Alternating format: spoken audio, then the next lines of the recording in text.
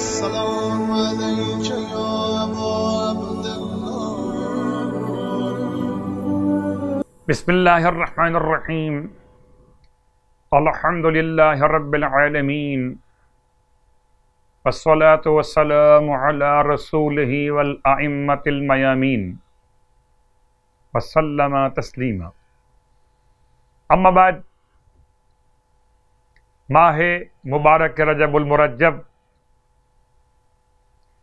اور لیالی الغیظ اور ایام البیضاء کے حوالے سے مسلسل آج یہ 14ویں شب، 13ویں شب پہلی چمکدار رات، پہلی سفید رات، 14ویں شب دوسری سفید رات، اور اس کے بعد 15ویں شب تیسری سفید رات.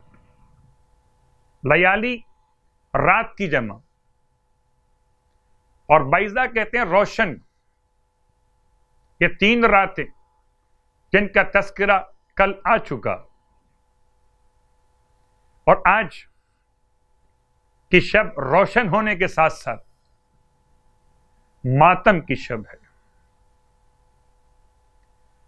اور ماتم کے نسبت کو بیان کرنے سے پہلے رجب کی اہمیت، اللہ کے رسول کی بارگاہ مقدس میں احترام آپ کے اہل بیت کا،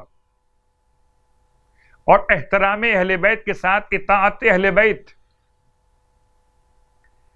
آئیے غور کیجئے کہ ماہ مبارک رجب نصف ماہ کے قریب پہنچ چکے.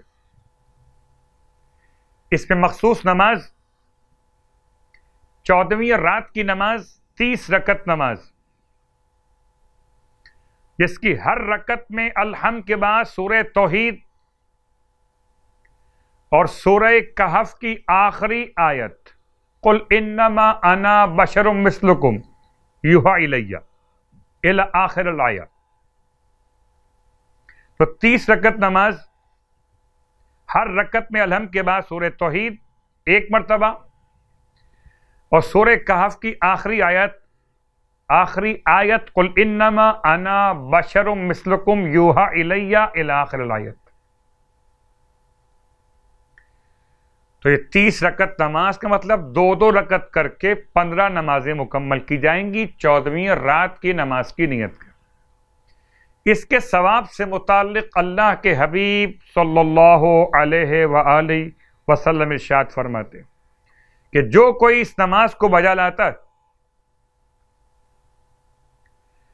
قسم اس خدا کی جس کے قبضہ قدرت میں میری جان ہے، اگر اس کے گناہ آسمان کے ستاروں سے بھی زیادہ ہوں تو پوری نماز تمام بھی نہ کر پائے گا کہ اس کے گناہ بخش دیے جائیں گے. اللہ اکبر. اور 14ویں رات کی ایک اور نماز جو تسلسل میں ہے، کل بھی آپ نے بیان سنا، اور پھر آج سن رہے ہیں، پھر کل اور سنیں گے. یہ 3 راتیں ماہ شعبان میں بھی، ماہ رمضان میں بھی 4 رکعت نماز. آج کی رات میں ایک اور نماز 2 رکعت کر کے پڑھی جائے گی. ہر رکعت میں سورہ حمد کے بعد سورہ یاسین، سورہ تبارک الذی یعنی سورہ ملک، اور سورہ اخلاص ایک مرتبہ پڑھا جائے گا.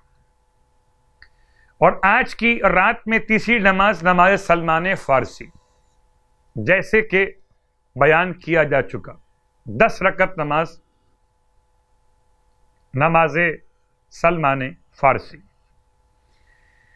ان نمازوں کے بیان کے ساتھ ساتھ ماہ رجب المرجب میں سرکار ختم یہ مرتبہ صلی اللہ علیہ وآلہ وسلم ارشاد فرماتے کہ جو شخص ماہ رجب میں 14 روزے رکھے گا تو اللہ اسے ثواب کے طور پر بڑے مروارید اور یاقوت سے بنے ہوئے محل عطا کرے گا،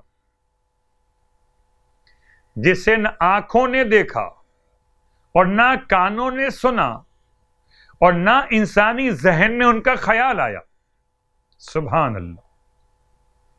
اس طرح کے انعامات مروارید اور یاقوت کے بنے ہوئے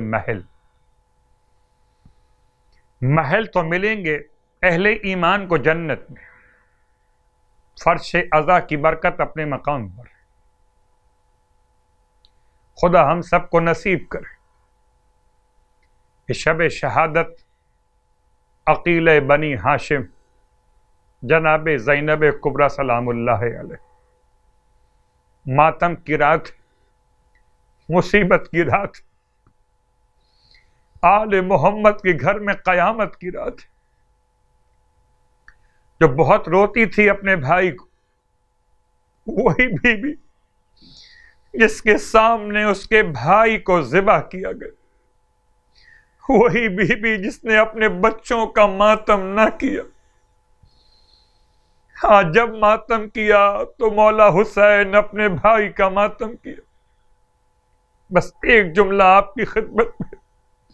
بڑا مشکل وقت تھا جب جناب زینب کبریٰ شام غریبہ میں پانی آنے کے بعد پانی پینے کو راضی نہ ہوئی.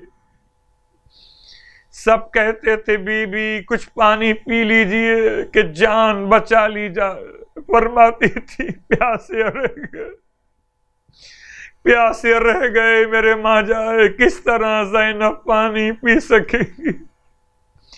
کہتے ہیں جناب زینب کبریٰ پانی پینے کو آمادہ نہ تھیں کہ ایسے میں حجابات آسمانی ہٹا دیے گئے. حوض کوثر پر جناب زینب کی نگاہ، فرمایا گیا ذرا سر اٹھا کر دیکھ لیجئے کہ حوض کوثر کے کنارے حسین پیاسے ہیں کہ جب تک بہن پانی نہ پیے بھائی کیسے کوثر پی سکے گا. واہ غربتا، بھائی کی خاطر پانی پیا. رونے والوں بس ایک جملہ آپ کی خدمت میں، اور کون زینب کبریٰ. پیغام یاد رکھیے، رجب کے، شعبان کے اور ہر مہینے کے لیے بی بی زینب کا پیغام حجاب کی حفاظت ہے. سر سے چادر اترنے نہ پائے، نامحرموں کے سامنے کوئی بی بی کبھی بے پردہ نہ جائے. اور یہی سوچ سوچ کے مولا روتے تھے. میرے چوتھے امام جب منہال نے مولا سے کہا تھا مولا صبر کیجئے، شہادت تو آپ کی میراث ہے، تو فرمایا تھا منہال تم نے انصاف سے کام نہیں لیا. تم سچ کہتے ہو کہ شہادت تو ہماری میراث ہے، مگر کیا یہ بھی ہماری میراث ہے کہ ماں بہنیں پھوپھیاں کھلے سر ہو.